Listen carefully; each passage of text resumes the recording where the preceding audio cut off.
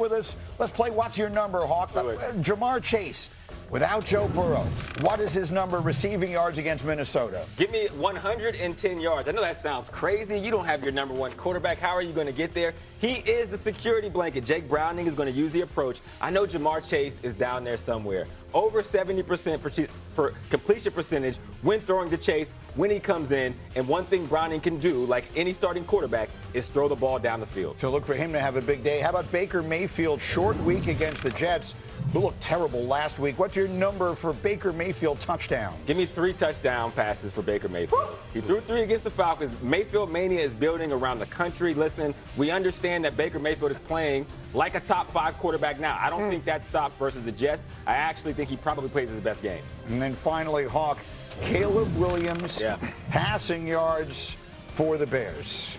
Caleb Williams has gotten a little better every week. Give me 273 yards for Caleb against the Cowboys because their safety play is horrendous. I mean, literally, they could run the same play, all go special, everyone just go deep, and he would probably throw for over 300. So just picking up on that, because I think everyone saw that game last week, Giants, Cowboys. It was the most exciting game. That fourth quarter with 41 points scored was unbelievable, but someone might ask, like the layperson like myself, might say, was the Cowboys defense as bad as I thought it was? Yes. It sounds to me like you're saying the answer is yes. It's worse than you thought it was. Every viewer at home that thought the Cowboys defense was bad, it was worse than what you thought it was because the easiest route to run in the game of football is what, Taylor? Do you know? A vertical route. It's called a go. You know why they call it a go? Because you just go. Because you just go. and that is essentially what the Giants did every time they needed a play, and it worked almost every single time. And it was Neighbors and it was Robinson and it was the Cowboys were a mess and they needed to get bailed out by their kicker at the end to win. And I ask all of that because it brings us back to Caleb Williams, who was the most dissected young player in the sport right now. You know, with great promise comes great scrutiny.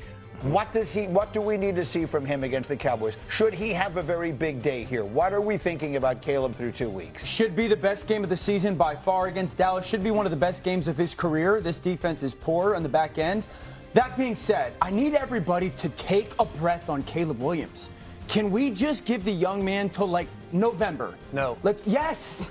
We got to give him till November till we can actually evaluate, is it going to work, or signs of it working with him and Ben Johnson in Chicago, because every week it's like Caleb Williams, it's the second week of the season in a new offense, and everyone's deciding right now if he's going to be the player that everyone wants him to be, and it's like no one hears. It's going to take time. It's going to take time. It's going to take time, but at the same, like when you put on the Cowboys film versus the Giants, if you do not have a career game against this defense, if they decide to play, like Giants are in zone defense 96.2% of the time.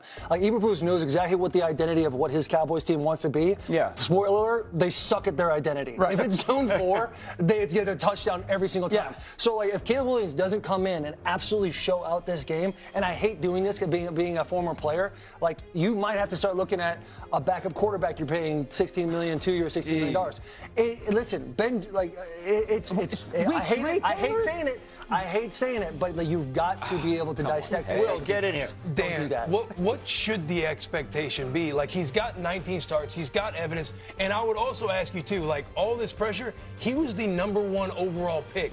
And with all the stuff that's come out about Caleb, whether it's practice habits last year, that piece that we read in the offseason right before the season started, Coach Ben Johnson is out there in a presser yesterday saying, we're not practicing like a championship football team. You're calling out your best players and your leaders on that team. Like, at what point should you not have that expectation? Or at least criticize, like, are we going to get, because you can watch Cam Ward with the Titans. It's been, 2 weeks? Titans offense is bad, but at least you feel something watching Cam Ward to where, it's like, Nashville. Oh, this is a cat right here. You don't feel, there's no moments of feeling that way with Caleb when some of the plays that have been put on tape even this year. Like, here's my thing. That's what I'm saying November, Will. Your perspective of, is it okay? I came into the season saying there was nobody under more pressure than Caleb Williams because I know how it is with the expectation. We can't think of last year, and I understand #1 pick, but he's learning stuff that he's never learned before, ever. And so that's why all offseason it was, you just got to give time for him to break all of those bad habits and start to build good ones. Let me get Hawk in here. What do you think of this? I mean, look, when you're a first overall pick, the reality is you get more time than everyone else. when you're undrafted, and I'm not pointing to you for any particular reason, Will, your leash is a lot shorter. You know? No question. You're right about that. We're two games into year 2, and on top of that, he's going against a coach that he reportedly wasn't a fan of. So you don't think Eberflus is going to come out in this game and say, hey, I know what this guy makes him uncomfortable. I know what he likes. I know what he doesn't like. So I can't use this game in and of itself as the barometer of whether or not he should be benched or he's not the guy going forward. Will, let me ask you the following question. Is the fact, or is it reasonable to add to this conversation the fact that the guy that they chose not to draft, Jayden Daniels, basically set the world on fire last year? That's not Caleb's fault. It has nothing to do with his performance, but does it change the way people look at it? Absolutely. You look at the quarterbacks in his class that are playing well in the football field right now, and to me it's just like, when is it going to be? He's learning completely new stuff. Again, you go back to the stuff that's come out of there with the way he's practiced, with some of the things that, like, look, he looks great when the plays are scripted for him. But when he's starting to ad-lib and go off cuff, he's not looking like these other guys who got drafted. Yeah, but okay, so to remind everybody, I was drafted Jayden Daniels. Like that, I was drafted Jayden Daniels. So this isn't coming from a perspective of like flex? Caleb was my guy. I was too, by the way. Like so, and I'm if we're trying going to on protect record. him. Yeah. And I was the guy also who said, I don't love the Ben Johnson and him marriage because I know the style of offense that Ben wants to play is based upon rhythm and timing, and that's not the strength of his game. All I'm doing is telling everybody, can we please give the young man 6 to 8 games to see if there's incremental improvement, because then the talent could take over. Because, and this is what I would say coming off of week 2. This game makes me crazy nervous this week. Because if you watched week 1 of last week, there was improvement. And then if you, first half. And then the second half, it was the same stuff.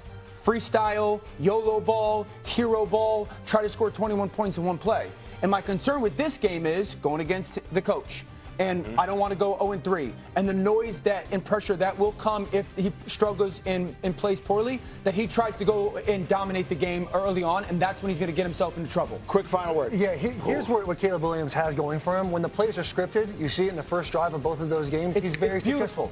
Now, Eberflus, if he has the same game plan as he did against the Giants, it's going to be scripted. He's got the answers to the test right in front of him. And if you can't produce with that, buddy, very impatient 6 to 8 weeks. Very impatient 6 to 8 weeks. Coach Johnson is there, not for Caleb Williams. He's there for the organization. He's 1,000% there for Caleb Williams. He's there for the city of Chicago. Let me leave it there for a minute. We're on the hurry up. We got a lot of injury news out there, and it starts with the quarterback in D.C.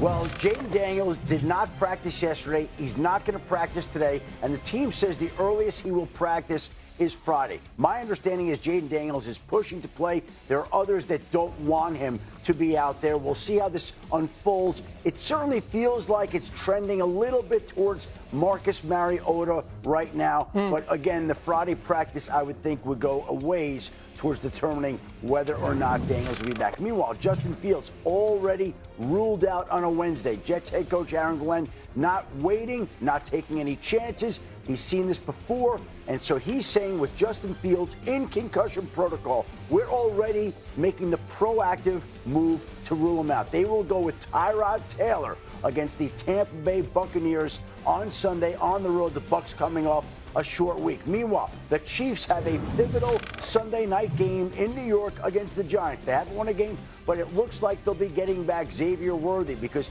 he was limited in practice yesterday. Jalen Royals, the rookie wide receiver, also back. So there's a chance that the Chiefs will get some help in an area where they really need it. With Worthy back, possibly Jalen Royals back, and they would have 2 more weapons against the New York Giants on Sunday night as they look for their first win of the season. Look, no one might be more hopeful to get Worthy back on the field this week than Travis Kelce, who's the one who accidentally injured him in week 1. Here's Travis on the rough start for the Chiefs on his podcast this week.